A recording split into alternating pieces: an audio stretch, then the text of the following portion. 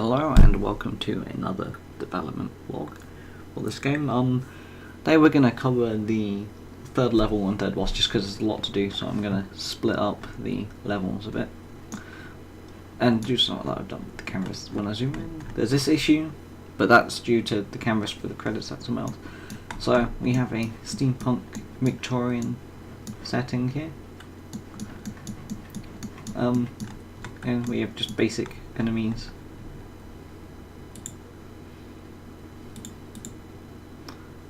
Just, you know, I'll play level.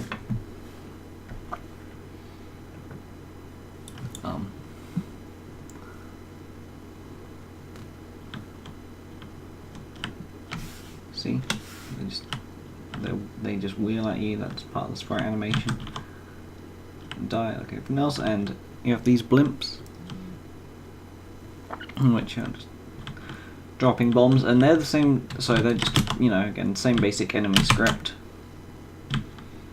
but the bombs are working via a shooter. So if we click on that, and that's been saved as a prefab too. Go here and see the Zeppelin. They have the game objects per site, and then they have another one that's got the shooter component on, but it hasn't got a speed factor, so it just drops them, and 2 second delay, so it only drops every 2 seconds. And if I put the move thing, so you see the red arrow, so that sort of direction it just drops down. Let's go into graphics, enemies, level 3. The bomb is a prefab, so we took the bomb sprite that's here, put it in, made it a dynamic body, so it actually gets affected by gravity, so that's why it drops when there's no force applied to it. Have a polygon collider on it and have the bomb script on it.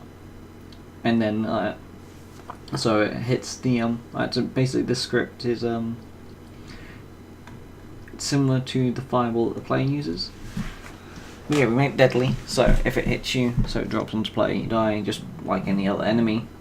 But there's this script which is similarly a carbon copy of the script used for the player fireball. When it hits a wall, straight on it explodes, only we changed it now for this, so it's normally on the original one this was an X, so it was an X coordinate, so it was like if it hits an X, so it's like if it hits a wall, a vertical wall, where now it's Y, which means if it's horizontal, which is why when it hits a floor it explodes, and it does the exact same, everything is exactly the same in this bit of code as the fireball for the player, only, you know, if collisions player. So, you know, I've changed a couple of things where that was deadly in the original script of when it hits an enemy, destroy it, where now it's player, so if it hits the player, destroy it. It's here. That's a little bit there.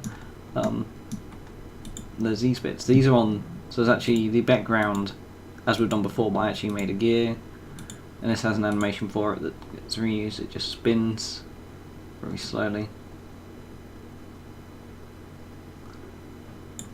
Playing the level. Stand there and it'll be easy to see. So it just sort of spins.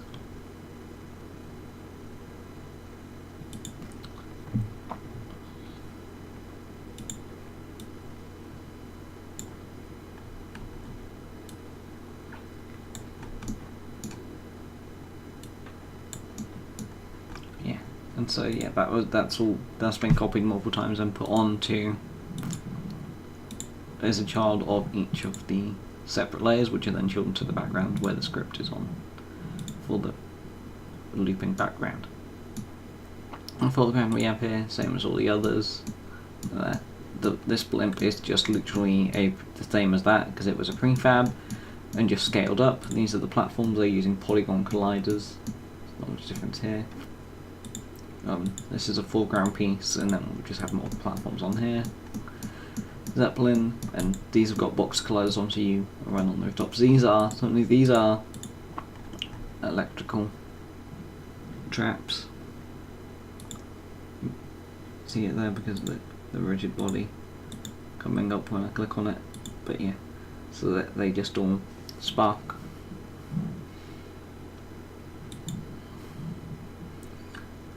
They all spark up, and they're classed as boss, so they can't be destroyed. We've just got a polygon collider on them. And here we have a moving platform. It's like another big thing.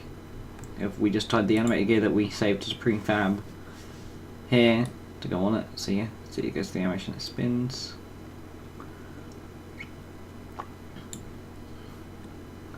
The actual moving platform itself is a prefab thing, and the code has a moving platform, and that consists of a position A, which has got the actual box collider on it.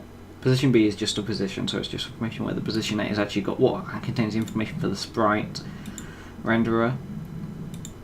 I also made the gear the child of this as well. And the game object, and that is just basically what has the box collider on there, and that's what has the actual sprite on. Yeah.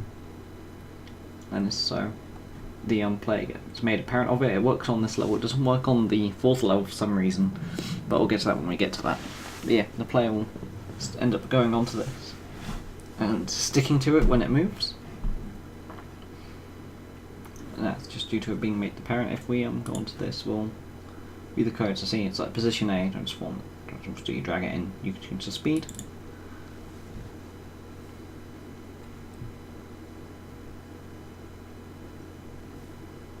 Platform movement. So this is all based on position A, position B, and next position, and 3. And then it's transforming, getting transform child. So to make here it says how it makes anything with the tag of player a child of the object, and then when it's not on there, sets the parent to nothing. So the object doesn't actually then have a parent, so on its own. So it can be used freely again. But the whole reason you do this is so the player moves with the platform once they've collided with it and jumped on it. And this is just working out where the original location is, and then where the position B is, and then moving the object to it, and then back again, and it just does that on a loop.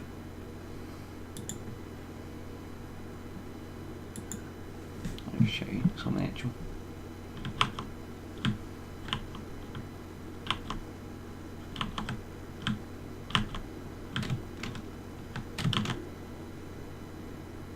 And there's a couple of collision issues there. You see the bombs dropping and they're exploding on the floor. There's a couple of there's a couple of issues where like certain objects are colliding, like my fireball and enemy projectile, and it doesn't affect the actual game when the build is done, because I've already built the build now that the game is done. But you see there, it doesn't know what to do there because the index is like out of range. Just Unity saying we don't know what to do here. Yeah, you see the electric traps there, and if you jump on this, you move with it, and you become parent of it. So yeah. And then that's just the same sort of thing is done here, but these two things, platforms, they just move at once, they meet, and then they go back, and they meet again. And then you have the end level artifact here. So yeah, the main thing, new thing here is the platforms, and then the bombs dropping. So we'll go to boss 3. And the third boss is here. It's a familiar face, that's all I'm saying. Which again has the boss health script and then the index to load up build settings. See, we've got 8 now. And we'll go from level 3 and boss 2, so we've already got that on the second boss of load up the index here. Then level 3, obviously you run to the artifact, it loads up this scene. And when you defeat this boss, it loads up the next level, as we've done before. Just doing that, it's got 140 health. And this boss actually has an animation when it gets hit, and that's just that actually was a change to the initial boss health thing, because it was awful, but it just works on the same way that pressing E triggers the animation for the player shoot. So it's here at the top I had to put private animator anim, so it knows to get the animator. Then here on the if collision like it was taking away the minus 20 health. Yeah, I had another bit to get component animator and set a trigger of hit. So that means for the animator for this, there's 2 animations for the idle and 1 for the hit.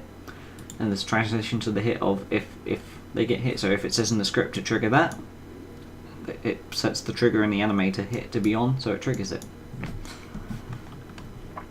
There's a Zeppelin, which is already a prefab done. There's these two cannons, and cannons have got a shooter script on them. Both of them have got a shooter script on them, just like before, and they're just shooting a cannonball, which is this prefab here. So yeah, this prefab just exists. It's literally just got a rigid body on it, and it's deadly. Well, no, actually it's boss, so it can't be destroyed. And these cannons are untagged because they don't need to be. And then the shooter they're shooting at different speeds and different delays. And the reason why the cannonballs are bosses so the player can't destroy them, to make the boss slightly more difficult, because I was finding it was too easy. But, yeah, I'll show off if it's hit. You see that this familiar face, which Aaron lovingly recreated in Photoshop, sort of gets thrown back every time one of the characters' fireballs hits them. And like any other boss, when you end up beating it and depleting their health. The thing is, with this, I also want to do it. The reason why there's at different intervals is to give an actual attack pattern of fires the top one, then the bottom one. You know, top, bottom, and then he'll fire them both at the same time. So you can jump over, normally you'll jump over just that one and avoid the tall one, but when he fires both of them, you'll actually have to dodge over them. That's the next level as well. But anyway, so yeah, that's that boss fight.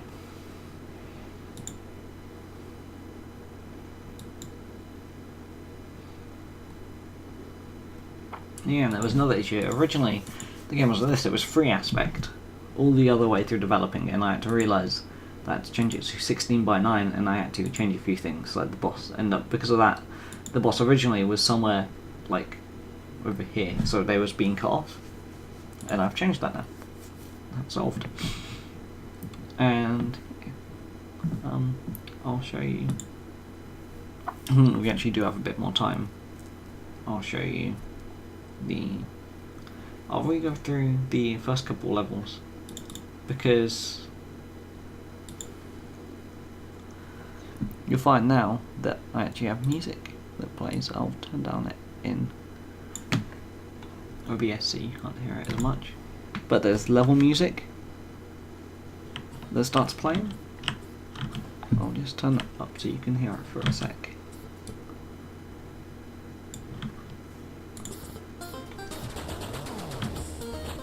You can hear it, and so there's just background music, and there's also one for firing and one for it hitting. And so, yeah. So I've gone and put music into each level.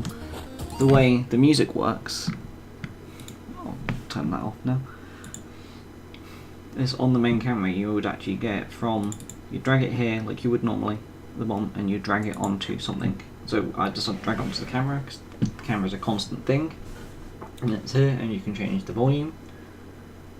You can set it to loop, which the background music has all got looped and play on awake, which means it's played like just as soon as it's activated. So, oh, this thing's active now, it's in the scene, this thing's awake, so start playing it. And also just set the mix script none, so so the output is not doing it anywhere specific, so it just goes to whatever the output is. And so all the levels have got a level theme on the camera, and then that's been messed about with. And then if I go into the graphics and character, the fireball that is the shoot projectile has this audio clip on it, which is that boom sort of sound for when it actually fires. And that's just not looped, because you don't want it to loop, you want it to end as soon as it's sort of played once. Yeah, so that's in there. And then the explosion has got this sound on for the impact. It's got it was quite a quiet sound, so in comparison it's got to be quite higher. I had to make a second fireball, which is what the Zeppelins use, because originally we was using this one, but once I added the sound to it, the level started to lag because it was inputting sound. If I go back into here and turn the music on, and I go into game view, or the scene view, fire.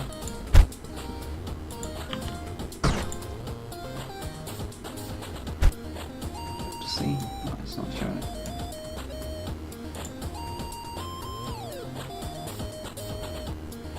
Should be. I don't know why it's not doing that. Alright, normally it would show you before it was showing audio source, but yeah. So all the levels have got that. I'm going to boss 1. And again, on the main camera, there's a new thing. And yeah, you notice that at hard times, the 8-bit version was used for level 1, and then the instrumental version was used for the boss, and all the levels like that. So the level is an 8-bit version of the same song that is then used for the boss fight, which is then an instrumental version. Right. I'll show you level 4. So level 4 has got these just these basic flying enemies that work on the same principle of the Zeppelins. They have a shooter attached to them.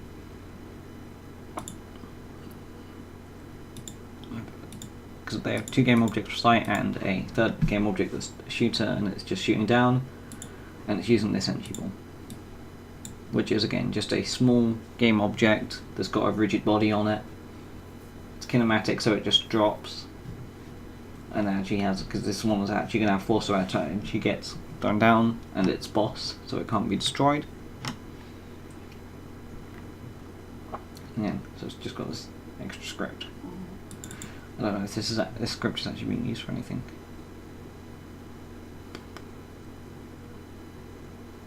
No, it's not.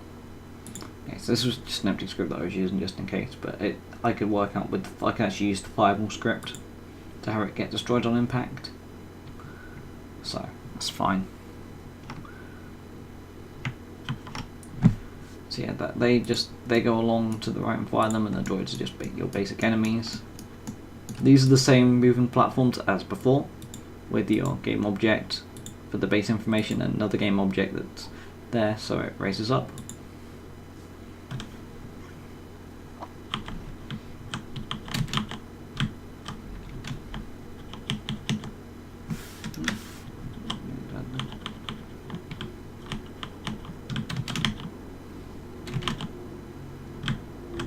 See, that's pretty fast, so we want to up the difficulty for it being the last level. Very space-like, so we've got a space background that moves, and we've got the foreground pieces, and then I've manually put in these sort of bit of structure that's here, but yeah, as you see, that sort of it just goes up and down. So yeah, these structures are put in manually, so I could just put one here, and like this set here, that's all one. All 3 of these are one object, and then there's ones that are just on their own. So it just meant I could do a bit of open space type stuff, and then have you go back in. Here there's a couple more moving platforms, they just move there and back. So if I actually do that and go into the scene view, you can sort of see that there's an error here with the shooter here. When it flips, instead of it dropping, it starts firing down, and the boss also has this issue, and I don't know why. That's an issue with the code that I genuinely can't fix without having to redo the entire game. Do a lot more work for it, but yeah, so these two, they keep going back, so they'll always meet again in the middle for the player to jump onto. And then back, and here I have put in a bunch of the drones, took off the box collider on them and kept the rigid body on them and kept the code on, and just put the speed up a bit. So they're just constantly, so as you get to the end level, you imagine you run down this bit, and you've got to here, you get to this bit, and you get around here. By the time you've got there, you've got all these spaceships that are coming, just to create this sort of cinematic moment in the game, seeing that you're getting to the finale. You just have all these robots here that are bouncing off each other, and sometimes they tend to get stuck together for some reason. Just because they don't know what to do. Yeah, and these spaceships go on for a while, so it's like by the time you do get to the end level, you'll have a lot of these spaceships here. They're just sort of coming by in your view. Yeah. And you'll hit that and it'll take you to the final boss. So yeah, the only real thing here is again the moving platforms and the enemy shooter, but here this enemy is bugging out because it flips to go the other way, but that's also then flipping the child object to go that way, where it wasn't with the Zeppelins because for some reason it was facing down, and now that this one was facing down, it didn't want to do that, so I tried messing with it and putting it at an angle and that didn't work either. I don't know why. Then we have the final boss. And I'll just play it for you. So we'll add in the elements of the platforms into a boss fight. And so he has his main sprite going constantly, and he's using the basic enemy script to go left and right. And he takes damage like any other boss, and then when he gets no health, he ends up loading up the last scene, which is the credits. So yeah, we have these two platforms that are just going constantly at the same speed, and this character has like 4 different shooters on him. So yeah, that's that, and then he has this game object, the energy ball, just sort of as a child to him, so it moves with him. And then that has all these different shooters on that shoot in different directions. So they have to be at an angle for some reason, because when they flip, I don't know, they just don't like working. I've had a couple of issues with the shooters as we've got to the end game, conflicting with other bits of code and whatnot. But yeah, so they just shoot out the same. Well, this is just a basic sprite, but then these shooters shoot out the version of it. So this has just a normal version of the sprite sheet, and this is one that's got the destroy script on and the rigid body and a circle collider, and they're deadly, so you can destroy them. And he just works on having the boss health script and the basic enemy script, so he goes, and there's a couple of game objects off at the side that act as walls in the tag, so he bounces off them, and also your player can't then run the side. So shooters just shoot exactly the same object at various times, so the top ones that have a speed factor of 30 and delay of 1.5, but they only shoot below him and above him, but these ones are the side ones, and they're 15, they only shoot 3.5 every 3.5 seconds. Once you beat him, it loads into the credits, and the credits is just this, and we used a canvas with a game object on it with text which is down here, and then it has an animation light which is just a anchored position, so it actually just changes the Y position on it and it just animates it to go there.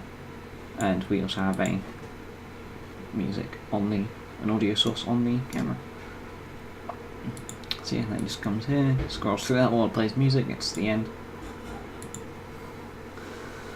There's a bit of a delay on it, but watch it without the sound just because it's easier for you to hear me speaking, but I'll just quickly put the sound on so you can hear it.